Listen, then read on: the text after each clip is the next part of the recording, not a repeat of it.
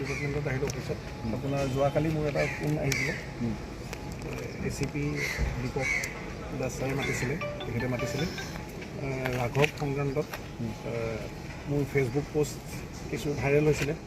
তাৰ ওপৰত কিবা কেছ এটা হৈছে বুলি ক'লে কিন্তু মোক আজি মাতিলে মোৰ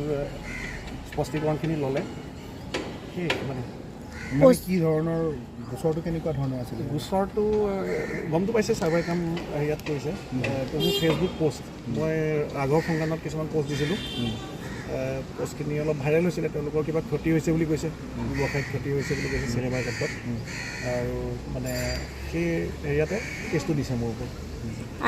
আৰু হয়তো মাতিছে চাগে কাৰোবাক আৰু মাতিছে হয় আৰু কাৰোবাক মাতিছে তেখেতসকলৰ নামবোৰ মই ইমান চোৱা নাই কিন্তু মোৰ কাগজ পত্ৰখিনি মই দেখিছোঁ তেখেতলোকে ৰাখিছে ৰাঘৱৰ মই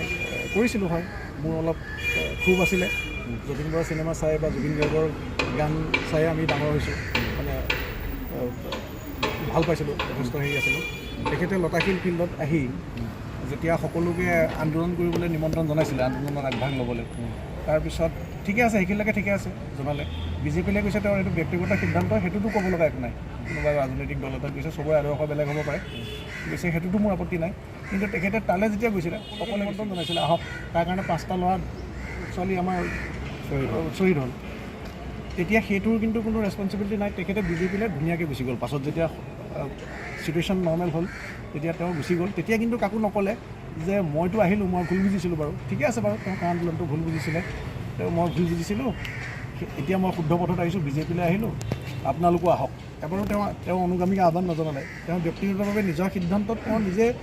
সেইটো সুবিধাবাদী বুলি মই কৰিছিলোঁ মানে যিহেতু তেওঁৰ ৰেছপনচিবিলিটি নল'লে কাৰো কিন্তু মাতোতে আন্দোলন কৰিবলৈ সকলোকে মাতিলে লগে ভাগে দায়িত্ব বুলি ক'লে আৰক্ষীয়ে এতিয়া আপোনাক কেনেকুৱা ধৰণৰ কথা ক'লে আৰক্ষীয়ে